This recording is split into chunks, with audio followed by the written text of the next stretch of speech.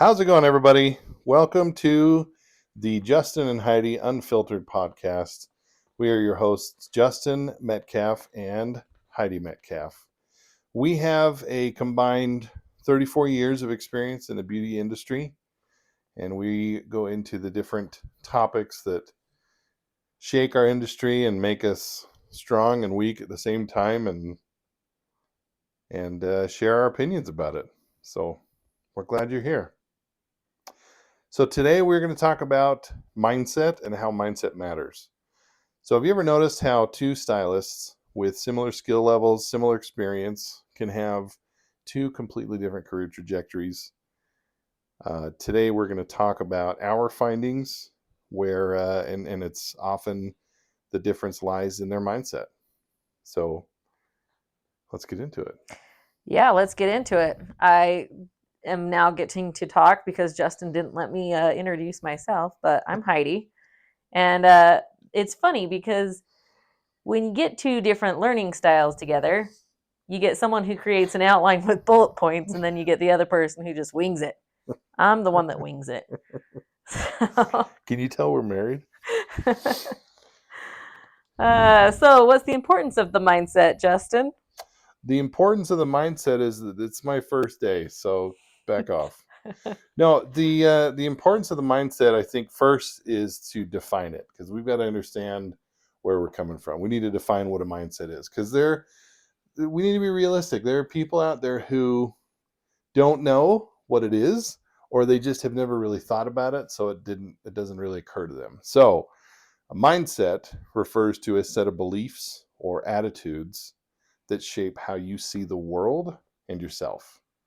And it influences the way you think, the way you feel, and behave in different situations.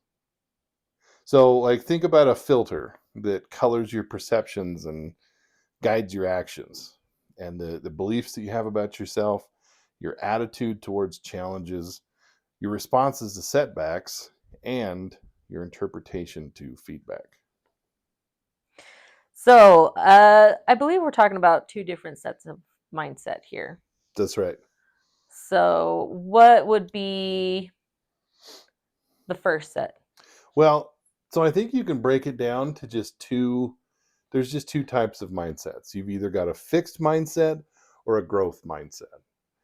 And I think some could argue that there's an in between, but really, we're going to just, instead of arguing whether or not that's the case, we're going to focus on the difference between having a fixed mindset and having a growth mindset. Yeah, luckily for you, we do agree that there really is just two sets of minds out there. I feel like through the course of this podcast series, there's going to be a lot of moments like that. Maybe.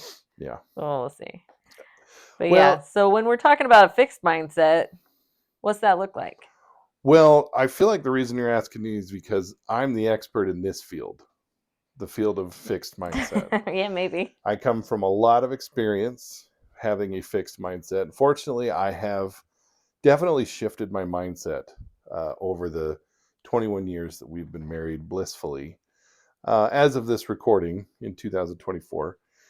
So I I do know how it feels, though, with a fixed mindset, like with the belief system. Your belief is that your abilities are fixed.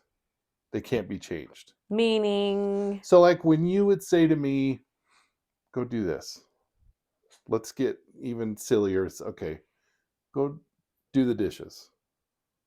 And I would know you want it done a certain way.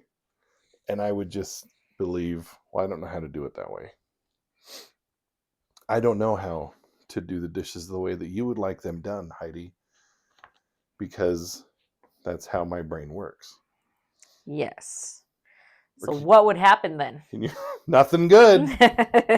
And I do want to keep this relatively PG, so I don't think we can even share details of our argument that ensued afterwards. But can you think of another example of a belief where I have told you in the past, I can't do that? Yes. Well, there's one that I think of specifically when we talk about our home life, I guess you could say. Yeah. When something electronic happens or something needs to be fixed, and I I don't know why we always think the man should be the one that fixes those things, but it's a belief out there that the man should be the one that fixes those things. So our Yeah. oven went out. It was the heating element. Instead of buying a brand new oven, I thought we can fix the heating element. That's easy. Ordered the part on Amazon, told Justin to do it, didn't get done, didn't get done. He kept saying he would do it, didn't get done. His belief was, I don't know how to do that, but I know she's going to get mad at me if I tell her I'm not going to do it. So I'm just Or going if to, I do it wrong. or if you do it wrong. Yeah. And then, so then I finally get sick of it and fix the oven myself by watching a YouTube video. Right. So I guess my part of the fixed mindset that frustrates me is Google that shit. Like, there is, I didn't know how to fix an oven. I Right. had never done that before in my life. No, we're almost never the first people to run into the problem that we're facing. Almost right? never, right? But at the same time, like, if someone's got to have done it somewhere, and now with all the technology that we have in Yeah. the world today, especially that we have at this time of recording, Right. and that's just now, there is like no reason we couldn't find the answer to that. Right. I mean, AI will write your freaking book for you. Right. So So why not? why not? Well, and it's funny now in retrospect, I think back of that time that I do remember vividly. I don't know how, where I'm at right now anyway, I don't know how I could have been in that moment where I didn't think of the sequence of events. Looking back now, I'm like, well, make up your mind, do something. Like, how did I not realize that at some point my decision to both not do it and say that I'd do it would end poorly? Would not end poorly. How did that not I don't, cross your mind? yeah, I don't know, but that's the beauty of, hindsight, which I think is basically the motivation for us doing this podcast and starting with Mindset Matters, because we do have 34 years experience combined in the hair world, but we also have been married 21 years. We're in our 40s. We've got a lot of experience with the world. So, but then again, seriously, in all seriousness, I have more experience with a fixed mindset because it's just how I've been most of my life. And you have a lot more experience with an open mind and a growth mindset.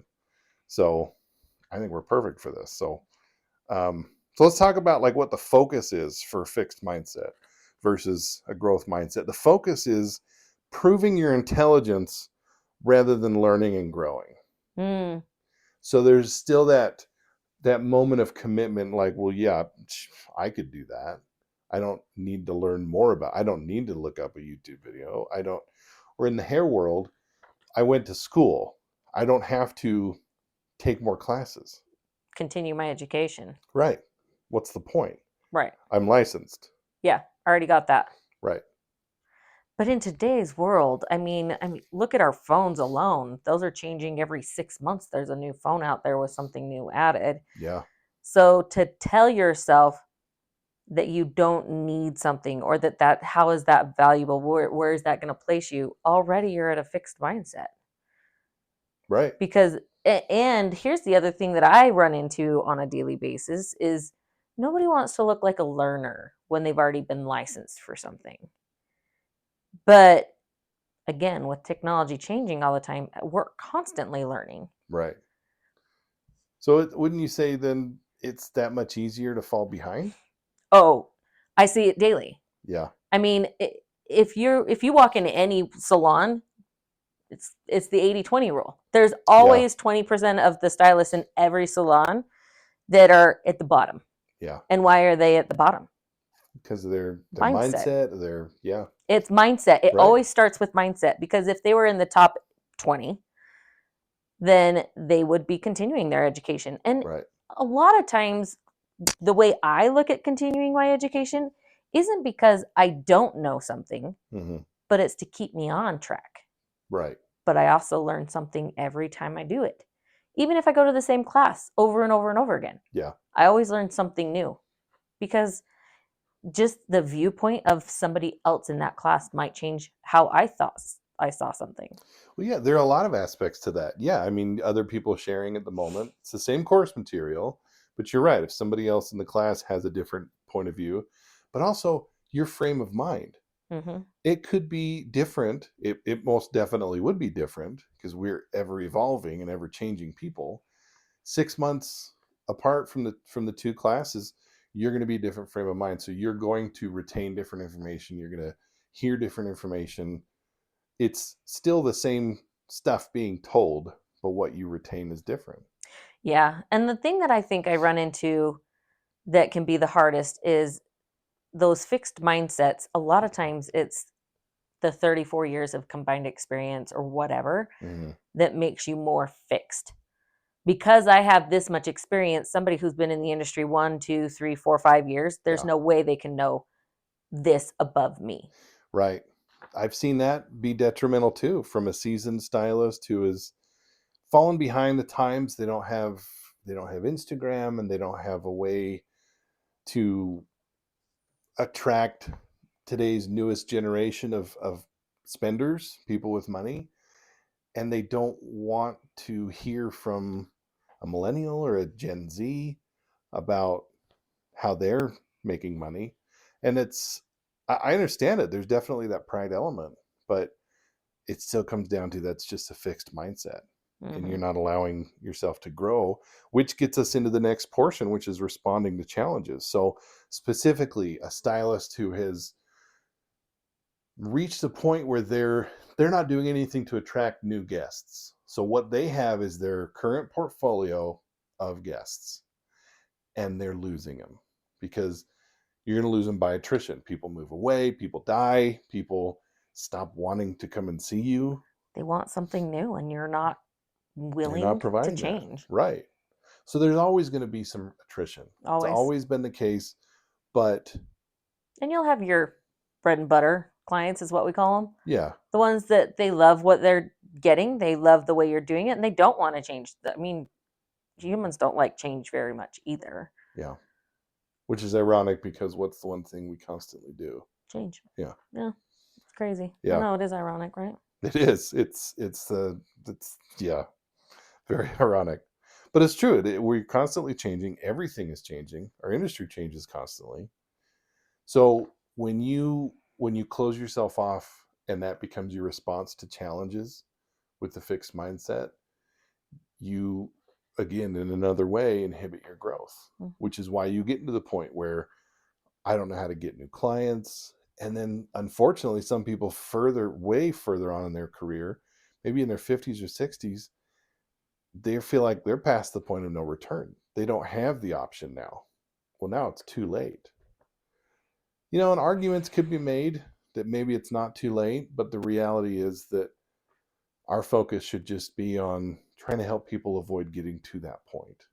Yeah, definitely trying to help avoid getting to that point because honestly, once you get to that point, it's you're in that fixed mindset. Yeah, We can't change that for you anyway. it's hard. Yeah. But I mean, my friend, a stylist that I worked with, gosh, it's probably been 6 years now, but before COVID, she looked at me and said, "Do you really expect to be working behind the chair the rest of your life?" Well, yeah, at the time, and I still say the same thing. Yes, I do. I Hmm. do expect work behind the chair. Do I expect to be doing the exact same work that I was even 6 years ago? Well, no. I hope that it changes. I hope that I grow. I hope that I do something different, maybe. Right. But at the same time, I still like doing hair. Right. Like, I don't see that as a problem. And hairdressers know it's not easy on the body. I mean, Right. there is a point in which, like, if you haven't been taking care of yourself properly, it's not going to be something that you can do well into your 70s and who knows, 80s. I don't know. Right. But I would hope by the time I get to that point, I've gained enough knowledge and have an open enough mindset that the next generation still wants to hear from me, that I can still be a valuable asset Hmm. and not somebody who is just done it the same way for 50 years and nobody wants to learn that because that was 50 years ago. Nobody's doing that. Right. Like, again, it all comes down to mindset. Yeah. Well, which is why this topic is so vast. I mean, we're probably going to do 3 podcasts just to start off our series, and it's all going to be on mindset. But we could easily come back to this with more insight and more thoughts because it's just there's so much to dive into here. And one of the things you were talking about, like I mean, it kind of leads into our next section, view how people view setbacks. So people with a fixed mindset, how do we view setbacks? As failures. Failures. Yeah. And you almost won't even like come back from that. Yeah. You won't even touch it again. You won't even try that because it didn't work. Yeah. Or even in some cases it was traumatizing. Yeah. Traumatizing. So like education, for instance, Yeah. when COVID shut us all down, so many stylists had to do virtual education. There was no hands-on. There was no way of doing anything continued. Yeah. So many had such a fixed mindset on, I tried that, I just can't do it. I have to have someone in person. Right. Again, with the technology we have, to be saying that you just have to do it in person. Now, don't get me wrong, there is value in person too. But to think that you can only do it one way, all you're doing is limiting yourself. Why limit yourself? Right. Why make that I can only learn this if I do a now how you tell me if someone does a 1 day course in 8 hours, first of all, brain fry. Okay. Oh yeah. I mean, talk to any hairdresser who's worked 8 hours, an 8 hour straight shift. Right. They don't go home. They sit in their car for 20 minutes with the radio turned off and drive mindlessly home. Right. Come on, stylists. You all know what I'm talking about. Right. And yet you're telling me you want to go to an 8 hour class and you're going to go back and do that, whatever you learned perfectly with the first client behind your chair. I did those classes. First client that sat behind my chair, I went, how do I start? Right. Who do I call? Right. What do I do? Yeah. Let me look at my notes. Oh, yeah, I'm a hairdresser. I suck at taking notes. Let me look at the pictures. Well, it was a blurry picture. I didn't notice at the time, Yeah. but I can't see.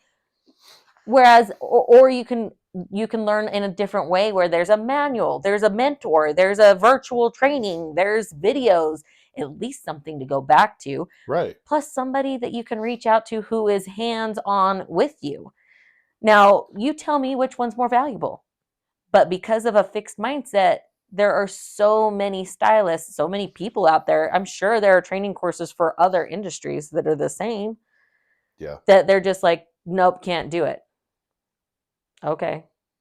Well, that's kind of what one thing that we talked about before actually recording is that a lot of this stuff we're going to talk about, it's pretty universal. Like this could easily be tied into banking or homemaking or lots of different industries and important jobs. But as we talk about specifically stylists, because that's where a field has been primarily, but these setbacks that stop people in their tracks are damning in a lot of ways, and that's what hinders. There's almost a lot of times where people who have reached that point in their career where there's just nowhere to go. It was maybe one big setback that they could pinpoint. If this moment hadn't happened, but then with this mindset of the fixed mindset, that becomes the excuse. And it's a crutch because then you could just say, well, if it weren't for this, I'd be in better shape. If COVID has it. So we lost our salon that we owned together. We bought it in 2016. We grew it more than triple the sales revenue, and we're doing pretty well. And then when we get back from COVID, we just couldn't survive. We had mass walkouts. We chose not to survive. Well, I will say this. I that's did not fair. want to continue doing it. I was not My passion wasn't in the salon owning business, Yeah. and I could tell your passion was also not there. Right. If Because I don't have, now you might view that differently because you do have more of a fixed mindset than I do. I think you're right. Yeah. I do look at it differently, but still when we tell the story, and I notice our story of how that happened is different when we tell people what happened with Yeah, our you don't salon. listen to my story because I don't tell it. But that's okay because it is one of those where I don't correct your story Right. because it's fine that you believe that. But for me, we easily could have turned that around. We could have turned that around. We could have made it an even bigger salon Mm-hmm. had we had the passion for that business. Yeah. I was not passionate about being a salon owner. Right. I got to a point, I hate babysitting. I'm not a babysitter. I've never wanted to be a babysitter. And I'll be honest, I never wanted to own a salon. There are a lot of hairdressers that are the opposite of me on that trajectory. Right. But Because everybody's got a wheelhouse and a everyone's niche. got a Yeah. wheelhouse, everyone's got a niche. I love working with clients. I love working behind the chair, and I love educating. Like, those are the things that I love. Yeah.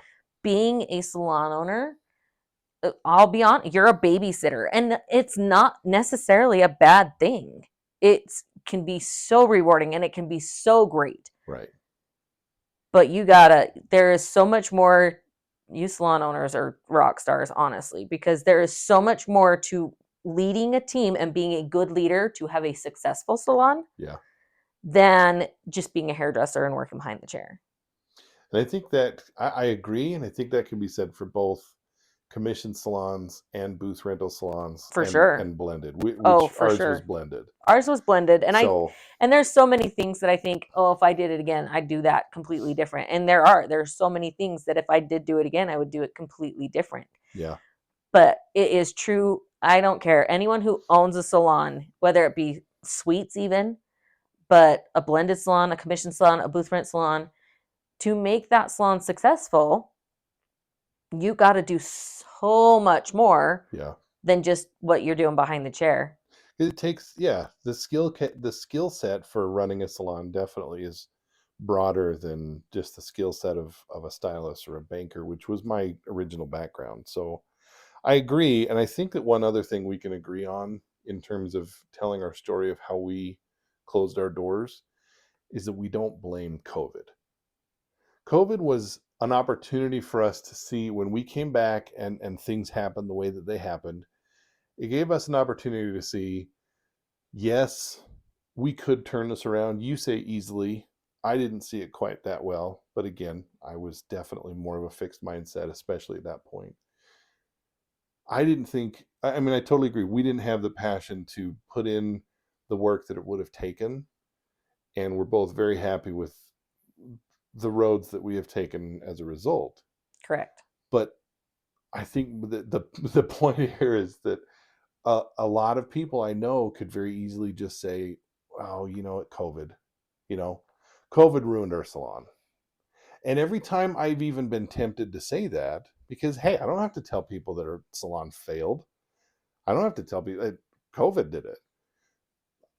It just didn't feel right because COVID didn't cause our salon to fail.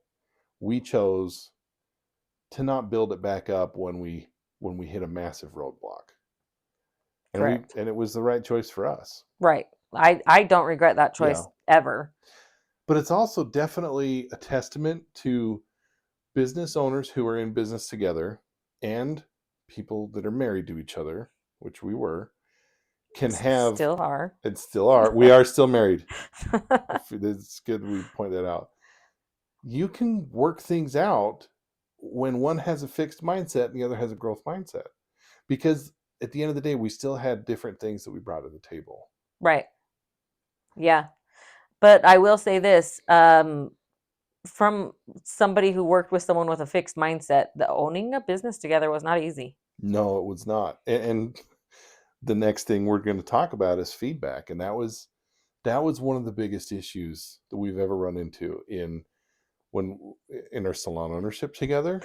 We'll have to get Shelby on the podcast one day. Oh my gosh, we should. Especially the snowblower That's story. what I was thinking about. Yes, I'm sending, as soon as we launch this, I'm sending this to Shelby. And we're going to shout her out. We had an amazing business coach from Summit Salons. Her name is Shelby Geist, and she was an absolute rock star. She is definitely part of the reason that we were able to grow from, I mean, when we walked into the salon, it was just over 6 figures. In our last year, we were over 300,000. Like, it was great, but boy, it took a lot of work. But anyway, so feedback. Mm-hmm. When I would get feedback from you, Heidi, would you say, be gentle? I promise nothing. Would you? How would you describe my receipt of that feedback? I would say, kind of like the rest of our marriage, you would say the right things, but the action behind it was never followed through. Yeah.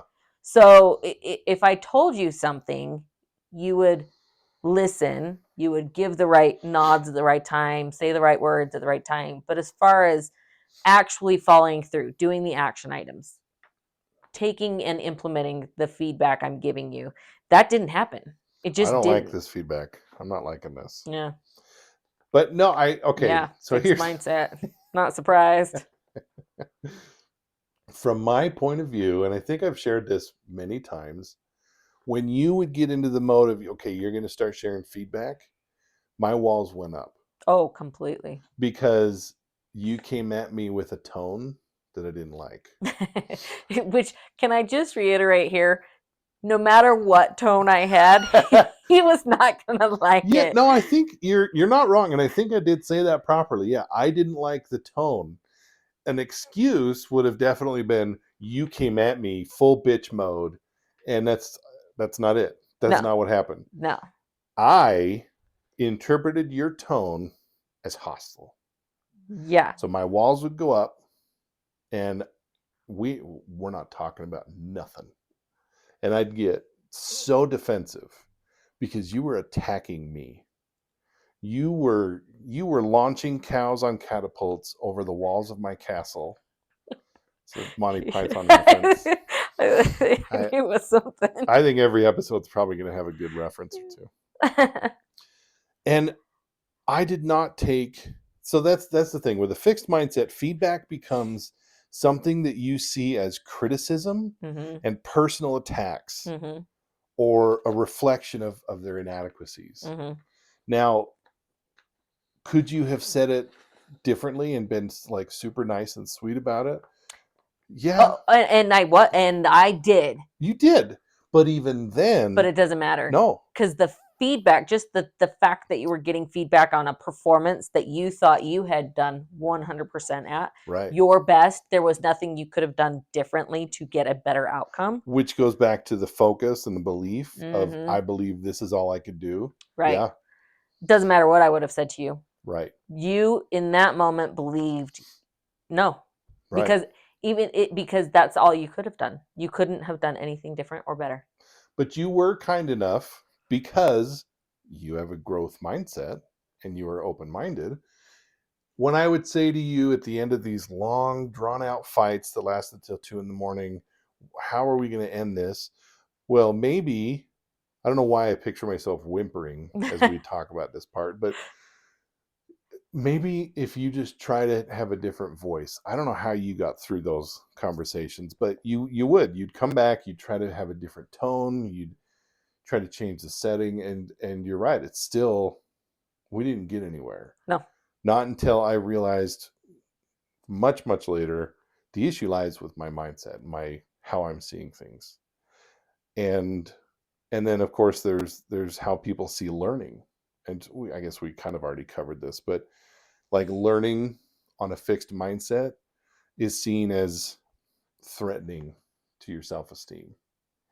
So again, with the same example, you chuckle, but yeah, it was okay, Justin, I want you to learn how to do this the right way. In my mind, that's you are an idiot. You're dumb, you're fat, you're bald. It's funny because it reminds me of the time where, okay, I'm married to my husband, and currently he's bald, but I did cut his hair before he got bald. Yeah. And remember, it wasn't when we were first married. It was a little while into, but showed me for your haircut like Oh, 3 times in a row. in a row, I and I was do. like, Oh, "You don't understand. Like most people get a one. Okay, one I can understand. yeah. Let's not do that again. 2 times no show. Like you just don't get scheduled again. Yeah. You can text me. I'll tell you if I've got time that day or not. 3 times, Right. I'll fit you in where I fit you in. That's Right. what you get. And I remember asking you why you kept missing. And in your head, you thought, well, because I should just remember. I shouldn't have to have a reminder.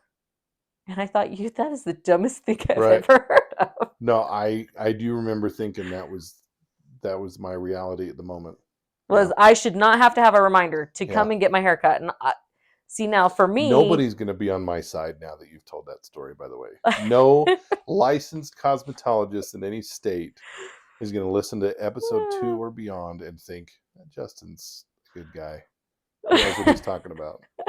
Because he no-showed his wife 3 times. 3 times and it was one of those where I scheduled him during the day at a prime time kind of spot, guys, right? Like we all know what the prime time spot is for each of us. Because he promised he'd be there. Yeah. And so it was, but yeah, after the second time I was like, divorce. This is grounds. Yeah. But it was worse. You almost cut me off from haircuts forever. Oh, I did. Yeah, we've got another story for that. I'm sure that'll come up in another podcast. But for me, my mindset at that point was I have an alarm that goes off on my phone for literally everything. Yeah. Because there's no way I can remember how to do or to pick up my kids. Okay, my youngest daughter is 13. She's in 8th grade. I've been picking up kids for 20 years, 19 years. Yeah. And you probably didn't drop them off when they were 2 weeks old, but well, I did at daycare. Oh, that's right. Yeah, no, like literally, like they were like a month old. So no, I like 20 years I've been picking up and dropping off kids somewhere. Right. I mean, 365. Okay, no, I don't work 365 days a year, but still 5 days a week for every year, 19 years. I still have an alarm that goes off on my phone to pick up my kids. And I think I can count on one hand the times that maybe you forgot. Right. Because it still happens. The alarm, and it's not even that I forgot. It's that the alarm goes off and I am still in the middle of a haircut. Like something happened to the day. Whereas my situation, if I just didn't put it in my calendar and I'm like, well, I'll remember because it's important. And then you just don't even blow it off because you just, how dare you forget this important haircut? You should just remember. And I'm thinking that's the dumbest thing I've ever heard of. Well, and it was the dumbest thing you've ever heard of. Still is. So, well, listen, for now, we want to keep these to like 30 to 35 minutes. So we're going to end this podcast, this episode. So we'll get into what is not a fixed mindset next time? Yeah, we're going to get into growth mindset on the next episode. And I really am super proud of myself for being able to sit through this bash session. I'm in such a good frame of mind, and my mental health now is to the point where, yes, we can sit here and we can talk. I did not know that you were going to bring up that particular story. And I think part of I didn't either. That's why you have an outline and I don't. Yeah. I'm not sure I'm going to do outlines anymore. I mean, I spent hours on this thing, and what's the point? We still hit the bullet points. I know, but at what cost? So anyway, thank you for listening to this episode. Please join us for our next episode where we talk about the good part of the mindset, the growth mindset. Thank you so much for listening. Thanks.